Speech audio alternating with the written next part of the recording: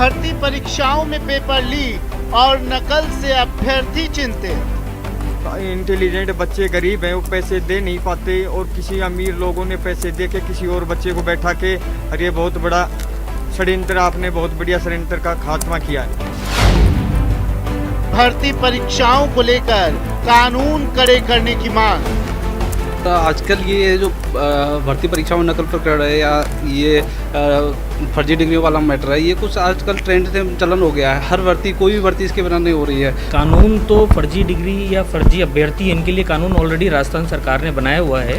इसके अलावा केंद्र सरकार ने बनाया हुआ है और ऐसा नहीं है कि पहले सजा नहीं हुई है। नीट एसआई भर्ती परीक्षा में नकल और पेपर लीक मामले में कई गिरफ्तारियां।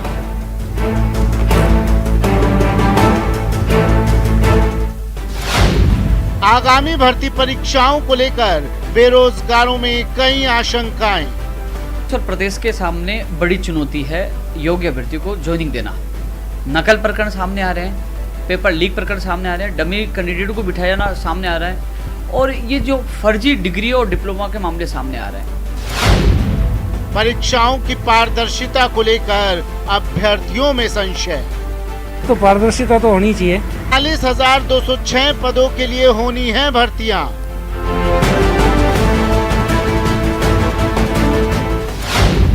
आगामी परीक्षाओं में पारदर्शिता प्रशासन के लिए बड़ी चुनौती।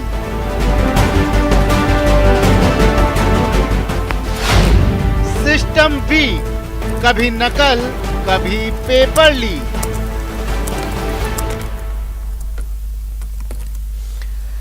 स्वागत है आप सभी का, आपके साथ मैं हूं स्वप्निल। नीट का मामला हो या फिर सब इंस्पेक्टर भर्ती परीक्षा या इससे पहले की भर्ती परीक्षाएं, इन परीक्षाओं में कभी पेपर लीक प्रकरण हुए या नकल के मामले पकड़ में आए। पुलिस की कार्रवाई के बाद गिरफ्तारियां भी हुई। इन सबके बावजूद भर्ती परीक्षाओं को लेकर बेरोजगारों में चिंताएं बढ़ गई है। भर्ती परीक्षाओं की पारदर्शिता को लेकर बेरोजगार अभ्यर्थियों में कई तरह का सने की मांग की है। ये मांग बेरोजगारों ने विधानसभा तक पहुंचाई भी है। विधानसभा में भर्ती परीक्षाओं में नकल का मुद्दा भी उठा था। सवाल यह है कि कब परीक्षाएं पूरी तरह से पारदर्शी हो पाएंगी, कोई भी नकल या पेपर लीक का मामला नहीं होगा। इसी मुद्दे पर आज चर्चा।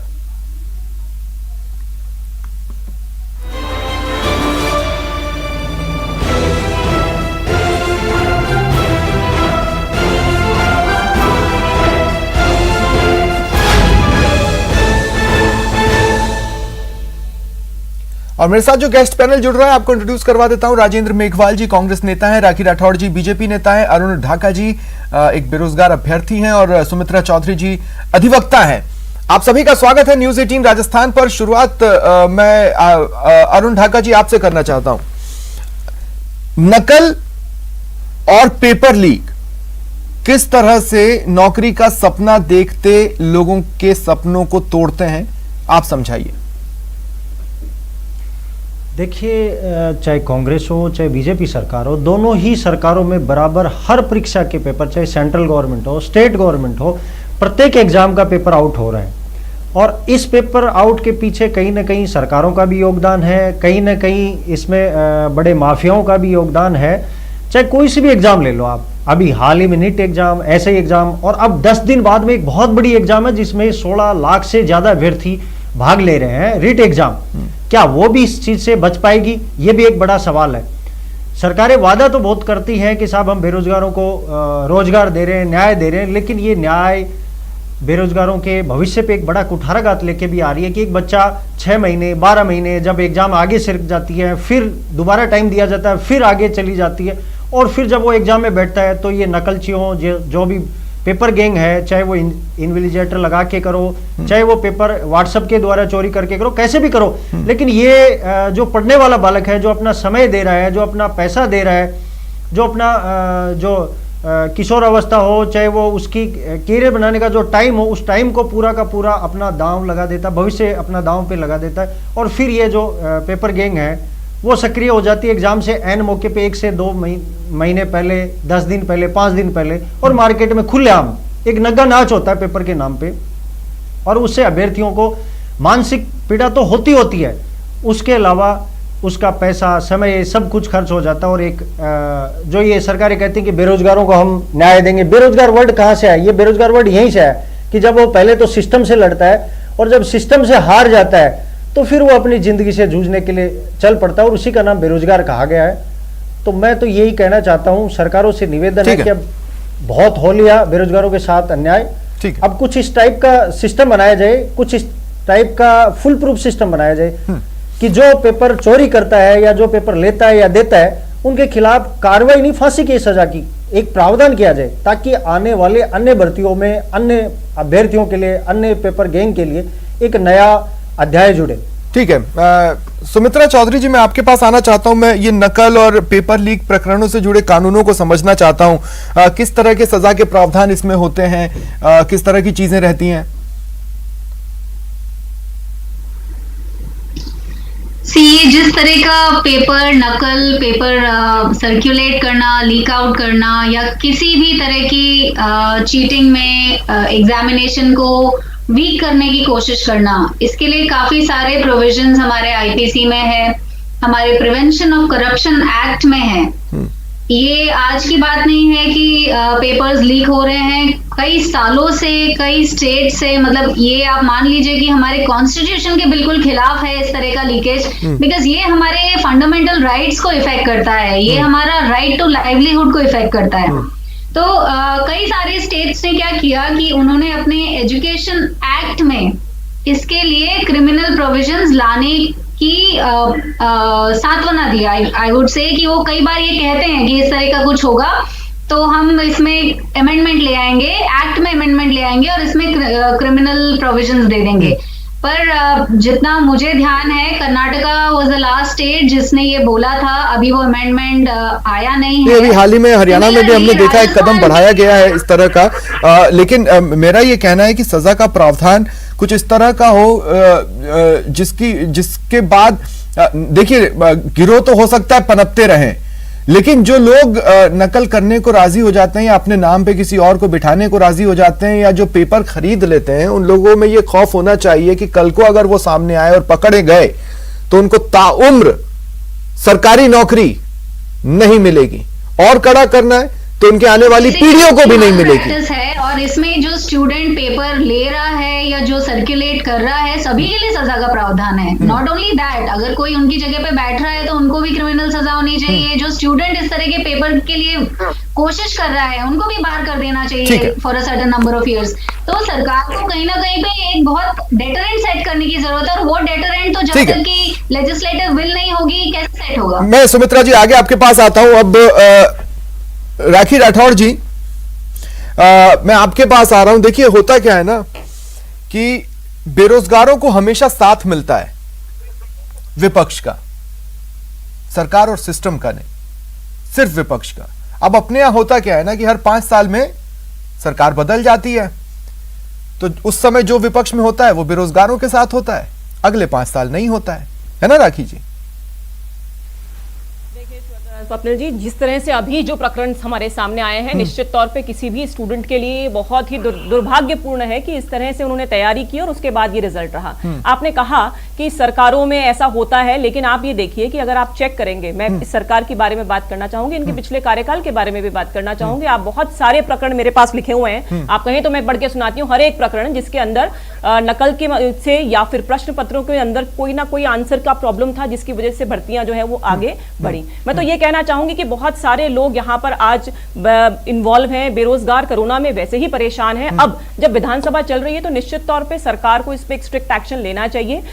जहां तक देखिए बात यह है कि इस भर्ती परीक्षाओं के अंदर नकल को रोकने का मुख्य काम जो है वो एजुकेशन डिपार्टमेंट और साथ में पुलिस डिपार्टमेंट का। अब एजुकेशन डिपार्टमेंट में हमने पिछले दिनों ही देखा कि उनके मुखिया जो है वो आरपीएससी में अपने आरएस जो अपने रिश्तेदार हैं उनको इंटरव्यू के अंदर बहुत सारे नंबर 80 से ऊपर नंबर दिलवा रहे हैं। जब किसी भी सिस्टम का मुखिया इस तरह का काम करेगा तो नीचे के अधिकारियों से कैसी उम्मीद की जा सकती है कि वो फेयरली और ट्रांसपेरेंटली काम करेंगे। साथ ही पुलिस का, जिस तरह से पुलिस का भी देखिए आप पिछले दिनों किस तरह से शर्मसार करने वाला काम हमेशा पुलिस के द्वारा किया गया। राजस्थान के अंदर किस तरह से लॉ एंड ऑर्डर की स्थिति है, पिछले साल से इस साल में 30% जो क्राइम है वो लगातार राजस्थान में बढ़ता जा रहा है। राखी जी, मैं मानता हूं पेपर लीक और नकल भी क्राइम का ही हिस्सा है, लेकिन अब मैं ये कहना चाहता हूं कि जब पेपर बनता है, या जब पेपर परीक्षार्थियों के बीच में पहुंचता है और परीक्षार्थी उसमें परीक्षा देने लगते हैं, इसके बीच में ये जो तमाम धड़े जो जुड़े होते हैं ना, उनकी सैलरी को भी इंक्लूड कर लूं तो पेपर आउट ना हो और नकल ना हो, इस पर लाखों से करोड़ों रुपए खर्च होते हैं, है ना।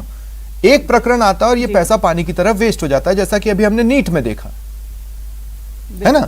इसका मतलब सिस्टम तो वीक है, चाहे इधर की कह लो या उधर की कह लो। तौर पे नहीं, निश्चित तौर पे आप देखिए ना, पिछले साल जो अपना लाइब्रेरियन भर्ती परीक्षा हुई, जेवीएन सिविल भर्ती परीक्षा हुई, इसके अलावा मेडिकल ऑफिसर्स की 2 बार भर्तियां निरस्त होकर तीसरी बार पिछली बार ली गई। आप बताइए ना कौन सी ऐसी परीक्षा है जो बिना कंट्रोवर्सी के पूरी करी है इस सरकार ने। ये लगातार ये कहती रही अपने चुनावी भाषण के अंदर। जी, किसी ने भी नहीं किया, इसी सरकार ने किया। मैं तो कह रहा हूं ना, 5-5 साल का हिसाब घुमा के देख लीजिए, किसी ने नहीं किया। मैं यही हिसाब चाहती हूं। आपको अगर डिबेट अपन इसी फॉर्म में लेकर जाएं कि किस सरकार के अंदर क्या क्या एक्शन हुआ और क्या क्या उसके रिजल्ट रहे, तो मुझे लगता है कि ये डिबेट प्रॉपर तरीके से जा पाएगी। क्योंकि इस तरह से आप देखिए कि मैं ये बात कहना चाहूंगी कि निर्भया कांड के बाद में बहुत ही स्ट्रिक्ट एक्शन लिया गया, बहुत ही स्ट्रिक्ट कानून बने गए, लेकिन जब तक सरकार की मंशा इच्छा शक्ति नहीं हो तब तक काम ग्राउंड लेवल पे करना पॉसिबल नहीं है। लेकिन राजस्थान में देखिए ना आप, कानून है स्ट्रिक्ट, कानून स्ट्रिक्ट होने के बाद भी राजस्थान के अंदर आए दिन हम बच्चियों पे अत्याचार, दुष्कर्म के काम जो देख रहे हैं हम लोग, तो वो सिर्फ कानून से नहीं, इच्छा शक्ति से संभव है, जो हो है नहीं यहाँ की सरकार में। ठीक है। राजेंद्र मेघवाल जी, मुझे एक बात बताइए आप कि देखिए, सरकार में रहने का सबसे ज्यादा अनुभव वाली पार्टी है कांग्रेस। क्या कांग्रेस को इतने वक्त में यह समझ में नहीं आया कि अगर एक के बाद एक कमियां रखी जा रही है, या तो आयोग द्वारा या बोर्ड द्वारा, हटा देते हैं, बदल देते हैं, पूरा का पूरा धड़ा ही हटा देते हैं, दूसरे लाते हैं जो कर पाए। क्योंकि वो चेहरे तो बार बार गलतियां कर रहे हैं, वो चेहरे तो बार बार कमियां रख रहे हैं। नहीं चाहिए भाई ऐसे चेहरे। बेरोजगार प्रदर्शन करते रहें, पुलिस वाले रोक लें, एक प्रतिनिधि मंडल बुला लें। विपक्ष में तो हम उनके बीच में घुस जाते थे, सरकार में आने के बाद तो हम उनके साथ नहीं, उनके प्रतिनिधि मंडल से ही मिलेंगे, है ना। स्वप्निल जी, बिल्कुल भी ऐसा नहीं है। सरकार अपने स्तर पर काम कर रही है। जैसा कि आपने देखा होगा कि राजस्थान के अंदर चाहे नीट के फर्जीवाड़े को पकड़ने की बात हो, चाहे एसआई फर्जीवाड़े को पकड़ने की बात हो, राजस्थान पुलिस ने तत्परता से काम किया। एसीबी अपना पूरा तत्परता से काम कर रही है। और इन पूरे के पूरे मामलों में आप देखिए, सुनिए आप मेरे को पूरा कर लेने दीजिए। जहां तक एसीबी की बात है, और जो भी नीट की परीक्षा एनटीए कराता है, नेशनल टेस्टिंग एजेंसी करवाती है, वो 12 राष्ट्रीय स्तर की परीक्षाएं करवाती है। राष्ट्रीय स्तर पर आपने देखा होगा पिछले साल जो जेईई मेंस के अंदर जो लड़का टॉपर आ गया था, वो किस तरीके से आसाम का था। आप देखिए ना, सारे के सारे नकल के जो तरीके हैं, आज सॉफ्टवेयर के माध्यम से या जो कंप्यूटर के माध्यम से जो परीक्षाएं ली जा रही है, आईटी के माध्यम से जो ली जा रही है, उन परीक्षाओं में क्या कह रहे हैं, विलेन ज्यादा रिसोर्सफुल है सरकार के सामने? नहीं, मैं आपको यह कहना चाह रहा हूं कि नीट के जो तार हैं वो अंतरराज्यीय गिरोह से जुड़े हुए हैं। चाहे बिहार की बात हो, चाहे उत्तर प्रदेश की बात हो, यहां पर आप तो हम साफ निकलने के बाद लाठी पीटते हैं। राजस्थान, सर मेरी बात सुनिए, हमने पकड़ा, राजस्थान पुलिस ने अपना काम किया, उनको पकड़ा और उनके ऊपर सख्त एक्शन भी होगा। अगर सब ठीक रहता तो पकड़ने की जरूरत नहीं पड़ती ना। मैं सिंपल सी बात कह रहा हूं, कब तक हम साफ निकलने देंगे और उसके बाद लाठी पीटने पर अपनी पीठ थपथपाएंगे? देखिए स्वप्निल जी, देश बहुत बड़ा है, यहां पर कार्रवाई हो रही है, दूसरे प्रदेशों में कार्रवाई नहीं हो रही है। आप देखिए, नेशनल टेस्टिंग एजेंसी पूरे देश में 12 एग्जाम करवाता है, 12 एग्जामों में फर्जीवाड़ा हो रहा है। इसका मतलब सोचिए, नीट के अंदर एसआई भर्ती पर हम कर रहे हैं ना, एसआई भर्ती पे हम बात कर रहे हैं। एसआई भर्ती पे पकड़े गए हैं लोग, जिन लोगों को पकड़ा जाना था पकड़े गए हैं। निजी स्कूलों के अंदर नहीं, लाठी नहीं पीट रहे हैं। देखिए, यहां पे राजनीति करने की बात नहीं है, मैं विपक्ष के नहीं, सांप निकले क्यों, राजनीति की बात नहीं है, यहां पर लेजिस्लेशन की बात है। यहां पर विपक्ष को साथ में आकर ऐसा फुल प्रूफ सिस्टम बनाना चाहिए, न कि राजनीति। मैं आपको यहां कहना चाहता हूं कि यहां पर लेजिस्लेशन की बात है कि भाई सख्त कानून बने और पूरा का पूरा प्रदेश सरकार के साथ मिलकर अगर कुछ स्वप्निल जी, राजस्थान के अंदर मामले पकड़े जा रहे हैं कि नहीं, आप देखिए ना, हमारी सरकार मामले पकड़ रही है, पुलिस मामले पकड़ रही है, जो भी गुनहगार है उनको पकड़ा जा रहा है। दूसरे प्रदेशों में क्या हो रहा है? 2 सेकंड राजेंद्र जी, आपको रोकना चाहता हूं, मैं एक बात यहां पर कहना चाहता हूं, उस बात को समझने की कोशिश कीजिएगा और मैं आऊंगा अरुण ढाका जी आपके पास अपनी बात कहकर। मैं देखिए सिर्फ ये कहना चाह रहा हूं, ठीक है मामले पकड़ में आ रहे हैं, कार्रवाई की जा रही है। मैं ये कह रहा हूं कि मामले बार बार पकड़ में आ रहे हैं और इसीलिए मैंने अपने पीछे ये लिख के रखा है, सिस्टम वीक, कभी नकल कभी पेपर लीक। मैं ये कहना चाह रहा हूं कि मामले बार बार सामने आ रहे हैं। मुझे प्रॉब्लम इस बात से नहीं है कि आप लोग कार्रवाई कर रहे हैं, मुझे प्रॉब्लम इस बात से है कि मामले आ क्यों रहे हैं। और मामले जिन चेहरों के कारण आ रहे हैं वो अभी भी बैठे हुए हैं, वो अभी भी हर महीने तनख्वाह लेंगे, अभी भी उनके घरों में आराम से रोटियां नकल, बनेंगी, पेपर लीक, रोटियों पर घी सुनिए, लगेगी। स्वप्निल जी, लेकिन सुनिए, नहीं राजेंद्र जी, आपको सुनना पड़ेगा। आज मैं आपको ये बता रहा हूं, सुनिए, कितने मेरी लोगों बात के सुनिए सपने ना, मैं टूटते आपको हैं। कह रहा हूं ना, वो कि इंतजार नकल, कर रहे हैं कि पेपर इस तरह की लीक और चीजें हो डमी- नहीं, नहीं। और फिर पता चलता है एक दिन सुनिए। एग्जाम से पहले कि ये तो चीज हो गई। आप सुने तो सही। नकल, पेपर लीक और डमी कैंडिडेट, इसमें हमारे अभ्यर्थियों और उनके पेरेंट्स की भी बड़ी भूमिका है। लोग खुद भ्रष्टाचार में शामिल हो रहे हैं, 25-25, 30-30 लाख रुपया दे रहे हैं। आप देखिए ना, अगर देखिए बात बताऊं मैं आपको, मैं बात बताऊं, अगर पेपर बाहर आएगा नहीं तो कोई खरीद पाएगा नहीं। पेपर अगर बाहर आ गया तो इनिशियली सबसे पहले शुरुआत वहां से हुई। सरकारी तंत्र रोकना चाहता है, सरकारी तंत्र रोकना चाहता है, लेकिन यहां पर पेरेंट्स और अभ्यर्थियों की भी बड़ी भूमिका है। विपक्ष यहाँ राजनीति करने के बजाय कंस्ट्रक्टिव सुझाव दे, वो ये बात सुनिश्चित मैं अरुण ढाका जी, मैं आपके पास आ रहा था। अरुण ढाका जी, मेरा सिंपल सा सवाल है कि देखिए, सबसे पहले तो आपको पढ़ाई करनी है, फिर आपको मुन्ना भाइयों के साथ लड़ाई करनी है, और उसके बीच में जगह बन गई तो नौकरी मिलेगी, वो भी कहीं ना कहीं फंसी जानी है। जरूरी तो नहीं है कि भर्ती इस साल की हो तो आपको इसी साल नौकरी मिलेगी, वो तो 4 साल 5 साल 6 साल हो सकता है, उसके बाद भी आप प्रदर्शन कर रहे हो। तो स्थिति तो यही है। तो क्या मेरा ये कहना गलत है कि बेरोजगारों के साथ हमेशा विपक्ष खड़ा होता है और कोई नहीं? ये बिल्कुल सही बात है। चाहे वो एसएससी के एग्जाम हो, रेलवे के एग्जाम हो, हाल ही में 3 महीने पहले, लॉकडाउन से पहले जयपुर में रेलवे भर्ती में भी एक बहुत बड़ा स्कैम पकड़ा गया था। एसएससी में भी पहले बहुत भर्तियां कोर्ट में गई, पेपर लीक हुए कोर्ट में। एक देखो, सबसे बड़ी बात यह है कि अपनी न्याय प्रणाली को भी थोड़ा सुधारना होगा, इस तरफ जागृत होना होगा, क्योंकि एक रेलवे की भर्ती थी, एक एसएससी की जो डाक विभाग में बहुत बड़ी भर्ती थी, वो हरियाणा के बच्चे थे, वो पकड़ में भी आ गए, उनको कुछ लिखना कुछ भी नहीं आता था। फिर गवर्नमेंट ने उनको सस्पेंड किया, फिर कोर्ट ने जाके उनको 1 साल बाद बहाल कर दिया, और वो तो कोई बहुत बेहतर स्थितियां आंकड़े तो कम से कम ऐसा नहीं बता